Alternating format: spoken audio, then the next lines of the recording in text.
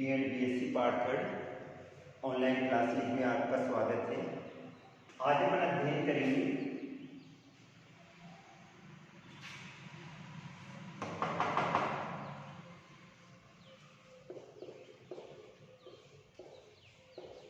भारत में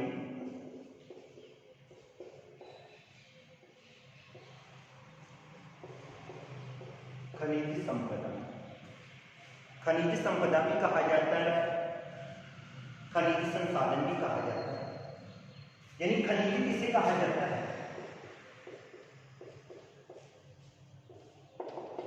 खनिज का मतलब होता है खानों से निकाले गए वे पदार्थ जिनके निश्चित भौतिक तथा रासायनिक गुण होते हैं, क्या कहलाते हैं? खनिज कहलाते हैं। अर्थात खनिज किसे कहेंगे? खनन प्रक्रिया द्वारा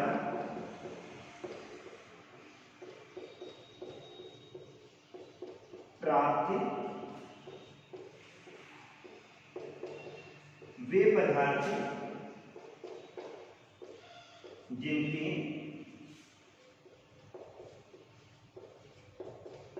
निश्चित भौतिक तथा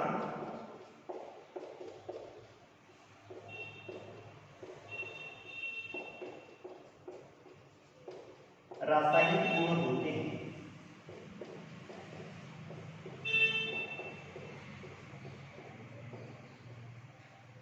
यानी खनन प्रक्रिया द्वारा प्राप्त हुए पदार्थ जिनके निश्चित रासायनिक तथा भौतिक गुण होते हैं, क्या कहलाते हैं? खनिज कहलाते हैं। भौतिक गुण भी होते हैं और रासायनिक गुण भी होते हैं। प्रत्येक खनिज के अलग अलग गुण होते हैं। कई सुचालक होते हैं तो कई विद्युत के कुचालक होते हैं। किसी में भंगुर प्रवृत्ति पाई जाती है, किसी में क्रिस्टलीय संरचना पाई जाती है। तो जितने भी खनिज पदार्थ होते हैं इनके निश्चित भौतिक गुण पाए जाते हैं और रासायनिक गुण पाए जाते हैं। ये वाले जो खनिज होते हैं धरातल के आंतरिक भाग में पाए जाते हैं, तो इसे क्या कहा जाता है? अयस्क कहा जाता है। अर्थात खनिज की कच्ची धातु को क्या कहा जाता है? अयस्क कहा जाता है। खान से निकालने के बाद भी उसमें अनेक अशुद्धियां होती है, उन अशुद्धियों को शोधित किया जाता है और शोधित करने के बाद में वो क्या कहलाता है? खनिज कहलाता है। तो खान के अंदर पाया जाता है उसे क्या कहा जाता है? अयस्क कहा जाता है। उसके बाद में उसे निकाला जाता है और उसे पिघला के बाद में क्या किया जाता है? शोधित किया जाता है। अब अधिकांश जो खनिज पदार्थ है ये वाले खनिज पदार्थ या अयस्क कहाँ पर पाए जाते हैं? या तो जंगलों में पाए जाते हैं या फिर बाद में कौन से क्षेत्रों में पाए जाते हैं? पठारी क्षेत्रों में पाए जाते हैं। तो अधिकांश खनिज पदार्थ या तो जंगलों वाले क्षेत्रों में पाए जाते हैं या फिर बाद में पठारी क्षेत्रों में पाए जाते हैं। वर्तमान में भारत में खनिजों की खोज का कार्य कौन करता है? भारतीय खनन ब्यूरो नागपुर द्वारा किया जाता है। भारत में खनिजों की खोज का जो कार्य है या सर्वेक्षण कार्य है वो किसके द्वारा किया जाता है? भारतीय खनन ब्यूरो नागपुर के द्वारा किया जाता है। यही खनिजों की खोज का कार्य करता है। खनिजों की देश का अध्ययन करें तो भारत खनिजों में आत्मनिर्भर पाया जाता है। अर्थात भारत में सभी प्रकार के खनिज पदार्थ पाए जाते हैं। जैसे भारत का अध्ययन करें तो भारत में लोहा भी पाया जाता है,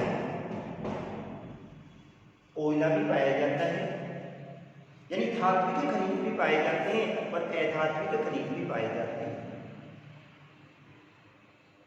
ये वाले खनिज पदार्थ कौन कौन से क्षेत्रों में पाए जाते हैं? तो ये वाले खनिज पदार्थ सबसे अधिक ओडिशा वाले क्षेत्र में पाए जाते हैं। अर्थात धात्विक महत्व के जितने भी खनिज पाए जाते हैं उनमें ओडिशा का महत्वपूर्ण स्थान आता है। ओडिशा के बाद में राजस्थान है, आंध्र प्रदेश, ओडिशा, राजस्थान, आंध्र प्रदेश, इसके साथ में छत्तीसगढ़,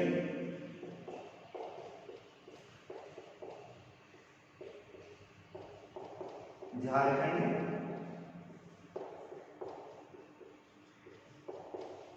झारखंड के अलावा गुजरात वाले क्षेत्र में पाए जाते हैं।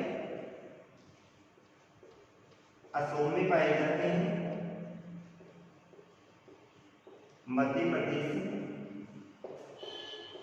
और पश्चिमी बंगाल वाले क्षेत्र में पाए जाते हैं।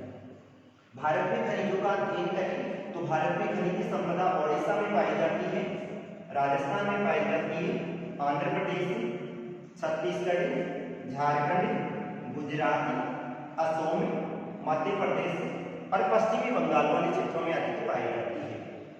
इन राज्यों को खनिज संपदा की दृष्टि से संपन्न माना जाता है। सबसे अधिक खानों का अध्ययन करें तो सबसे अधिक खाने कहाँ पर पाई जाती है? आंध्र प्रदेश में पाई जाती है। आंध्र प्रदेश के अलावा गुजरात वाले क्षेत्र में पाई जाती है, मध्य प्रदेश में पाई जाती है और झारखंड में पाई जाती है। भारत में सर्वाधिक खाने कहाँ पाई जाती है? आंध्र प्रदेश, गुजरात, झारखंड और मध्य प्रदेश। इन क्षेत्रों में सर्वाधिक खाने पाई जाती है। राजस्थान को खनिजों का अजायब घर कहा जाता है। राजस्थान को क्या कहा जाता है? खनिजों का अजायब घर कहा जाता है। राजस्थान आ गया, इसको क्या कहा जाएगा? खनिजों का अजायब घर कहा जाता है, क्योंकि यहाँ सभी प्रकार के खनिज, विभिन्न प्रकार के खनिज पदार्थ पाए जाते हैं, अतः इसे क्या कहा जाता है? खनिजों का अजायब घर कहा जाता है। और दामोदर नदी घाटी, कौन सी? दामोदर नदी घाटी, इसको क्या कहा जाता है? भारत का रूहर कहा जाता है। रूहर, ये वाला यूरोप का संपन्न कोयला क्षेत्र है और वहां पर सर्वाधिक मात्रा में क्या पाया जाता है? कोयला पाया जाता है। कोयले को अपन क्या मानते हैं? शक्ति का प्रतीक माना जाता है। और प्राचीन काल का अध्ययन करें तो प्राचीन काल में उद्योगों की स्थापना उन्हीं क्षेत्रों में की जाती थी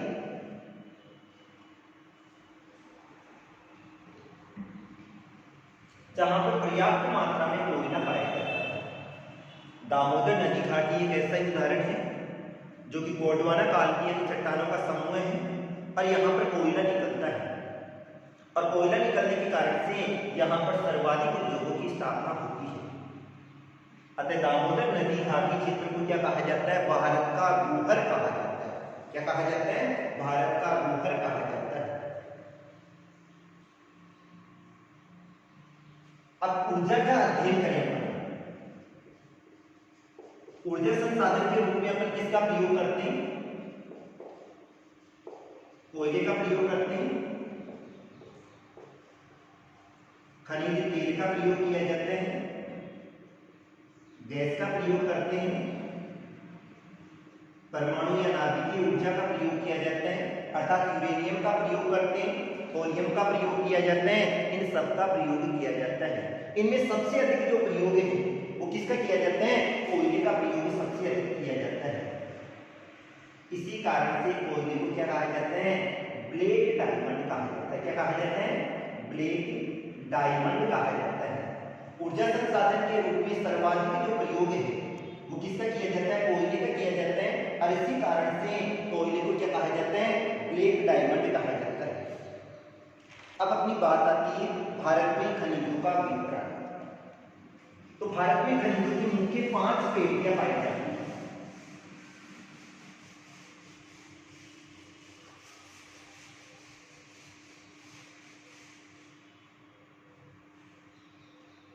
पहली जो पेटी आती है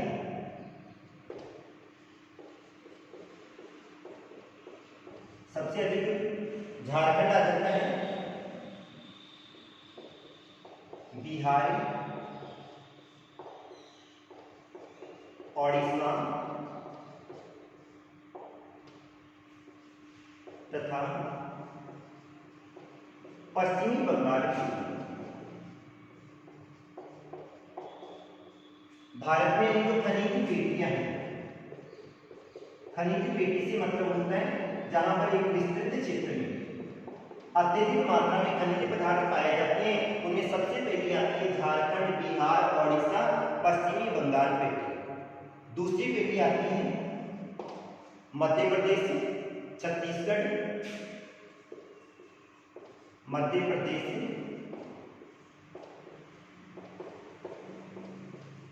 छत्तीसगढ़, आंध्र प्रदेश से मध्य प्रदेश, छत्तीसगढ़, आंध्र प्रदेश तथा महाराष्ट्र के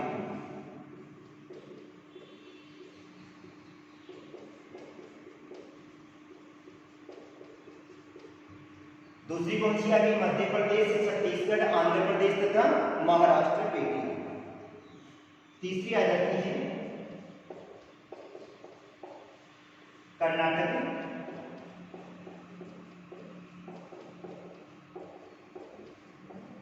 तथा तमिलनाडु पेटी।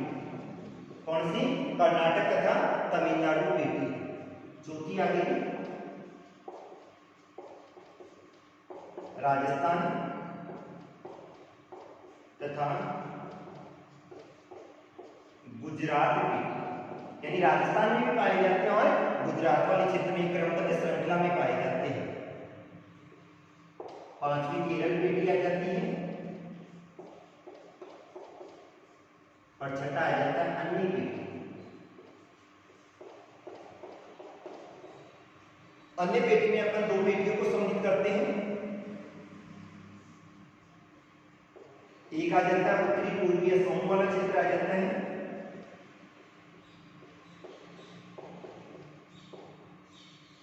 और दूसरा हिमालय पर्वतीय क्षेत्र आ जाता है। तो भारत में खनिज पेटियों को 5 भागों में बांटा जाता है। सबसे पहले जो पेटी आती है झारखंड से लेके बिहार, ओडिशा और पश्चिमी बंगाल। आपके नोट्स में मानचित्र के द्वारा समझाया गया है इस पेटी को। तो यानी ये किस कौन से क्षेत्रों में आएगी?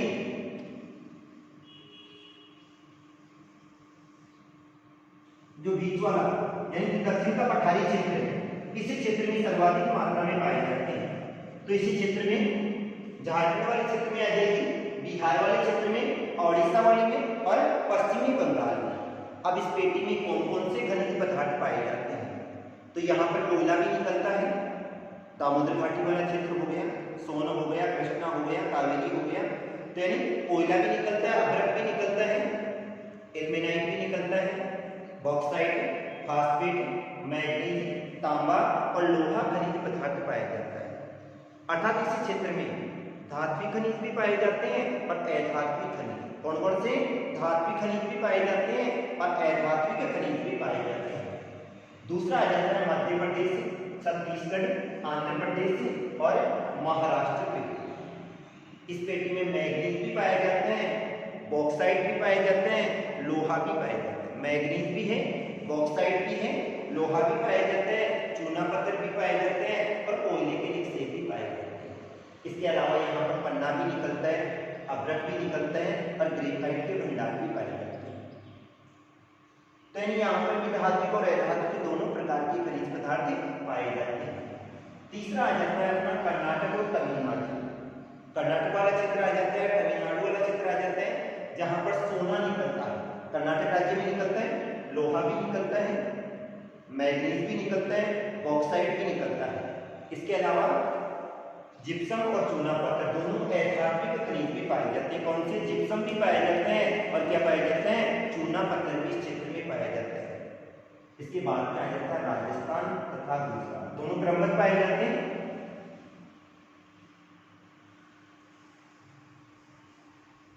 ये वाला जो क्षेत्र है इस क्षेत्र में पूरा का पूरा क्षेत्र आ जाएगा। अब राजस्थान का अध्ययन करें तो राजस्थान में तांबा निकलता है, सीसा भी निकलता है, जस्ता भी निकलता है। मोचिया मगरा उदयपुर वाले क्षेत्र में क्रोमियम भी निकलता है, अभ्रक भी निकलता है, एस्बेस्टोस, मुल्तानी मिट्टी भी निकलती है, लिग्नाइट पत्थर भी निकलता है। इसके अलावा खनिज तेल के भंडारों का भी वर्तमान में पता चला है। गुजरात में पेट्रोलियम भी निकलता है, जिप्सम भी निकलता है, तांबा, मैग्नीज, नमक भी निकलता है और क्या निकलता है? बॉक्साइट भी निकलता है। फिर अपन अध्ययन करें केरल। केरल का अध्ययन करें तो केरल के समुद्र तटीय क्षेत्र में आणविक महत्व के खनिज निकलते हैं। किसके? आणविक महत्व के खनिज निकलते हैं। और उन आणविक महत्व के खनिजों में कौन कौन से आते हैं? इल्मेनाइट आता है, जिरकन आता है, मोनोजाइट आता है, जो कि किसके काम में आते हैं, परमाणु ऊर्जा के निर्माण में काम में लिया जाता है, और इसके अलावा चिकनी मिट्टी भी पाई जाती है। इसके बाद में आते हैं अन्य क्षेत्र। पहला उत्तरी पूर्वीय सोम वाला क्षेत्र आ जाएगा। अब उत्तरी पूर्वीय सोम वाले क्षेत्र में खनिज तेल निकलता है और लिग्नाइट कोयला निकलता है। कोयले के 4 प्रकार हैं, एंथ्रेसाइट हो गया, बिटुमिनस हो गया, लिग्नाइट हो गया और ईडी। तो यहाँ पर लिग्नाइट भी निकलता है और खनिज तेल के भंडार भी पाए जाते हैं। हिमालय वाले क्षेत्र में कोयला निकलता है, कोयले के साथ में बॉक्साइट भी निकलता है और तांबा भी निकाला जाता है। कोयला, बॉक्साइट और तांबा। अब इसके बाद में आते हैं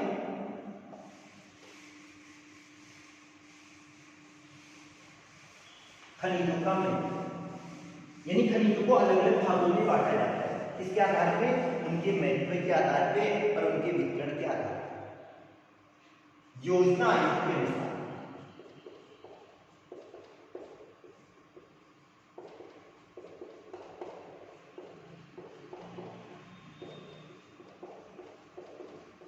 योजना आयोग 1950 में इसकी स्थापना हुई थी।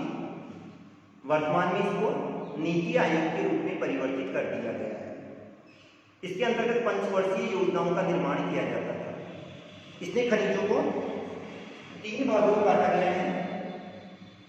एक आता है आर्थिक महत्व के खनिज। कौन से आते हैं? आर्थिक महत्व के खनिज।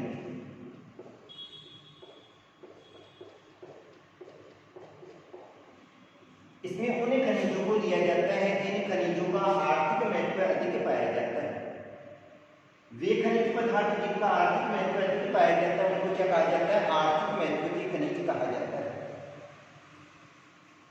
इसमें कोयला आ जाएगा, लोहा आ जाएगा,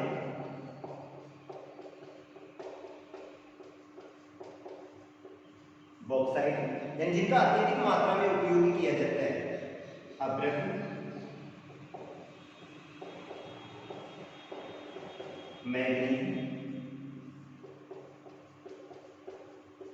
मैग्नीज के साथ में कौन सा आ जाएगा? सोना आ जाएगा और इल्मेनाइट आएगा। ये सारे के सारे जो खनिज पदार्थ हैं इनका आर्थिक महत्व क्या पाया जाता है? अधिक पाया जाता है। कोयले का आर्थिक महत्व भी अधिक पाया जाता है, लोहे का आर्थिक महत्व भी अधिक पाया जाता है, बॉक्साइट का आर्थिक महत्व भी अधिक पाया जाता है, अभ्रक, मैग्नीज, सोना और इल्मेनाइट। इन खनिजों का आर्थिक महत्व क्या पाया जाता है? अधिक पाया जाता है। अर्थात इनके बिना किसी भी देश का आर्थिक विकास की कल्पना भी नहीं की जा सकती, क्योंकि जिस देश में जितनी मात्रा में खनिज पदार्थ पाए जाते हैं उस देश में उतनी उद्योगों की स्थापना होती है, और जहां पर जितनी मात्रा में उद्योगों की स्थापना होगी वहां के लोगों को रोजगार के साधन उतनी अधिक उपलब्ध होंगे, और रोजगार के साथ में वहां से वस्तुओं का निर्यात भी अधिक होगा। अतः उन क्षेत्रों का महत्व क्या पाया जाता है? अधिक पाया जाता है। दूसरी बात आती है पर्याप्त भंडार वाली खनिज।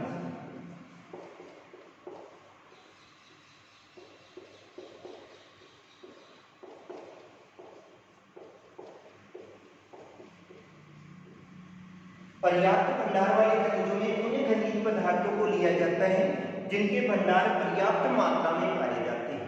अपने देश की बात कर रहे हैं, भारत देश की बात कर रहे हैं, और भारत में इन खनिजों की मात्रा पर्याप्त मात्रा में पाई जाती है। कौन कौन से आते हैं? तो पहला तो आ जाते हैं औद्योगिक मिट्टी आ जाती है,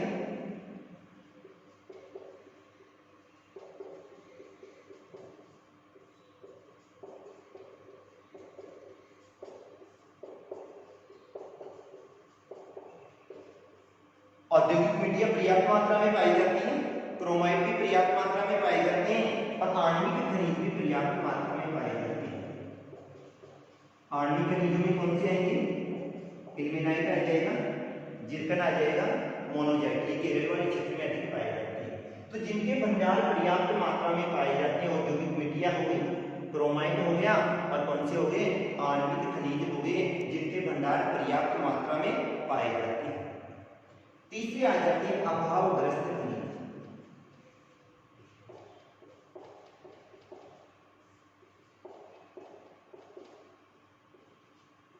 अभावग्रस्त खनिजों में उन खनिज पदार्थों को लिया जाता है जिनके भंडार न के बराबर पाए जाते हैं।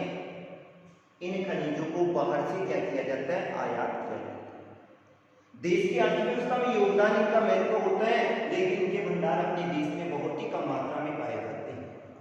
इसमें जैसे सीसा आता है, जस्ता आ गया, सीसा आ गया, जस्ता आ गया, सोना आ गया, तांबा,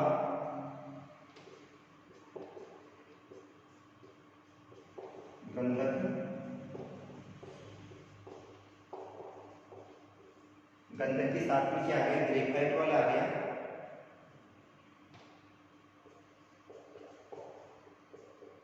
कोबाल्ट,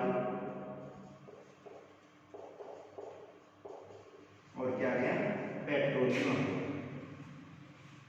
तो यानी खनिज योजना आयोग के अनुसार भारत की खनिज संपदा को 3 भागों में बांटा जाता है। सबसे पहला आता है आर्थिक महत्व के खनिज। आर्थिक महत्व के खनिजों में उन खनिज पदार्थों को सम्मिलित किया जाता है जिनका आर्थिक महत्व सर्वाधिक पाया जाता है। और इसमें किस को लिया जाता है, कोयले को लेते हैं, लोहा, बॉक्साइट, अपरट, मैग्नीज, सोना और इल्मेनाइट। इनके बिना आर्थिक विकास की कल्पना भी नहीं की जा सकती। दूसरे आते हैं पर्याप्त भंडार वाले खनिज। वे खनिज पदार्थ जिनके भंडार पर्याप्त मात्रा में पाए जाते हैं। औद्योगिक मिट्टियों को लिया जाता है, क्रोमाइट को लेते हैं, और किसको लिया जाता है, आणविक खनिजों को लिया जाता है। तीसरा आता है अभावग्रस्त खनिज, जिनका अभाव पाया जाता है, सीसा, सीसा हो गया, जस्ता, सोने को अपन दोनों में नहीं लेंगे, पेट्रोलियम हुआ, तांबा हुआ, गंधक, ग्रेफाइट और कोबाल्ट को इसमें सम्मिलित किया जाता है। अब अगला टॉपिक आता है भारत में खनिजों की समस्याएं।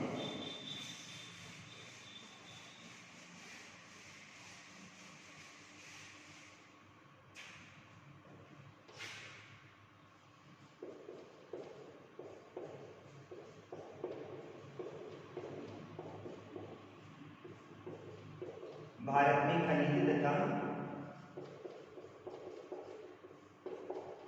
उद्योगों की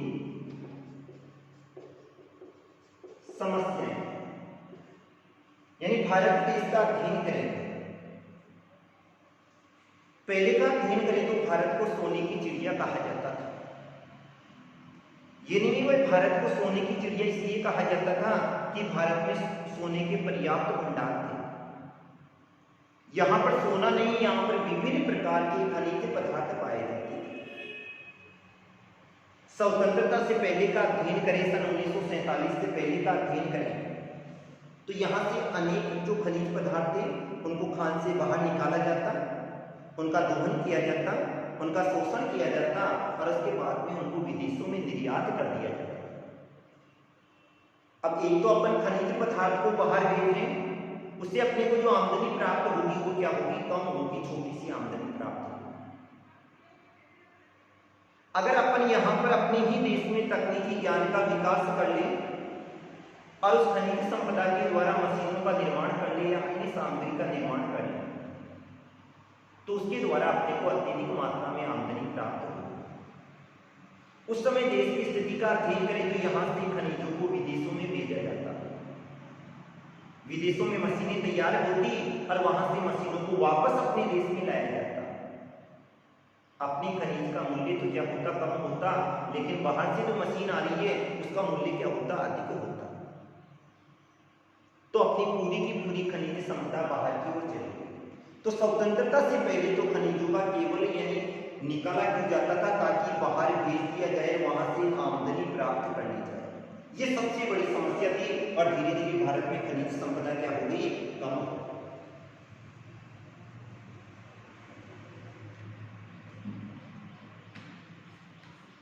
तो यानी कौन कौन सी समस्याएं पाई जाती है, सबसे पहली तो आती है स्वतंत्रता से पहले खनिजों का उपयोग केवल किसके लिए किया जाता था? निर्यात के उद्देश्य से किया जाता था। दूसरी बात आती है, खान से खनिज निकालते हैं,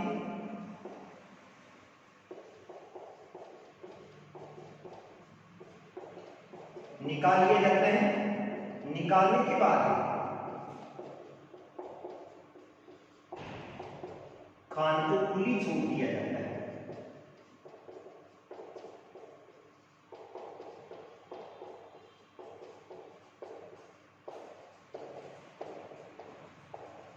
खान से जैसे ही खनिज पदार्थ निकाले जाते हैं, निकालने के बाद भी उनको खुला छोड़ दिया जाता है।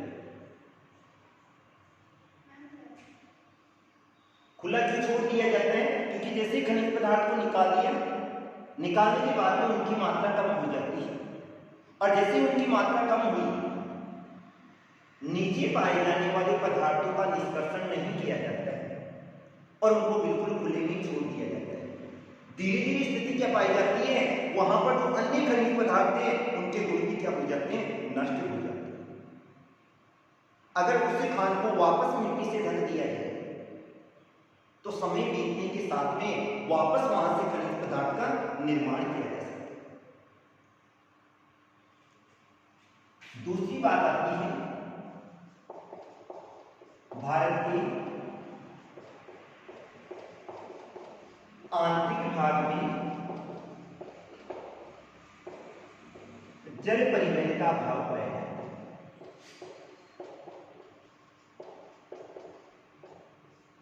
भारवाहक जितनी भी वस्तुएं होती हैं उनके परिवहन का सबसे सुगम तथा सस्ता साधन कौन सा होता है? जल परिवहन होता है। भारत का अध्ययन करें तो भारत में वैसे तो तटवर्ती क्षेत्र पाए जाते हैं, लेकिन आंतरिक भाग में कोई भी नदी वगैरह नहीं पाई जाती। अतः यहाँ पर जो परिवहन होगा वो किसके द्वारा होगा? या तो सड़क के द्वारा होगा या रेल के द्वारा होगा, और ये वाला परिवहन महंगा पड़ता है। और जब परिवहन ही महंगा पड़ जाएगा तो अपने आप ही वस्तु के मूल्य में क्या हो जाती है? वृद्धि हो जाती है। तो यानी जल परिवहन की क्या पाई जाती है? कमी पाई जाती है। अतः अधिकांश जो परिवहन किया जाता है वो किसके द्वारा किया जाता है? स्थल मार्गों के द्वारा। तीसरी बात आती है खनिजों का उचित सर्वेक्षण नहीं किया जाता है।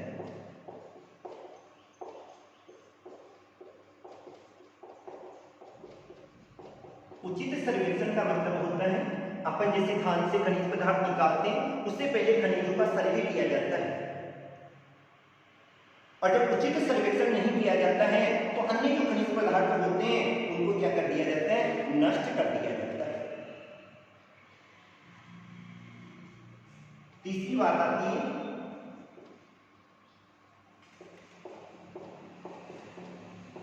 खनिजों का अविवेकपूर्ण दोहन किया जाता है। अगर काम के लिए उपयोग में नहीं है तो भी उसका दोहन कर दिया जाता है, और इसे क्या कहा जाता है? लुटेरी अर्थव्यवस्था कहा जाता है।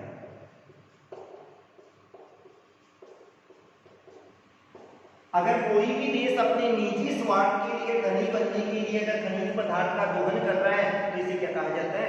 लुटेरी अर्थव्यवस्था कहा जाता है, अर्थात अविवेकपूर्ण दोहन किया जाता है। तीसरी बात आती है स्वामित्व की कमी पाई जाती है। खनिज पदार्थ निकल रहा है उसमें किसका स्वामित्व होगा? शोषण की स्थिति भी नहीं पाई जाती है, विक्रय और उपयोग, ये सभी प्रकार की दशाएं नियोजित ढंग से नहीं की जाती। भारत में स्वामित्व की स्थिति भी, असमंजस की भर, शोषण, विक्रय और उपयोग, ये सभी प्रकार की स्थितियां अनुकूल नहीं पाई जाती। अतः धीरे धीरे स्थिति क्या पाई जाती है? भारत में खनिजों की दृष्टि से भारत पिछड़ता जा रहा है। आज कुछ खनिज पदार्थ ऐसे पाए जाते हैं जिनको निकालने में इतना खर्चा आ जाता है कि उतने मूल्य में तो उस खनिज पदार्थ को बाहर से क्या किया जा सकता है? मंगवाया जा सकता है। तो ये तो था खनिजों का सामान्य परिचय। कल अपन अध्ययन करेंगे खनिजों के प्रकार। यानी कौन कौन से प्रकार पाए जाते हैं। Thank you. ओके।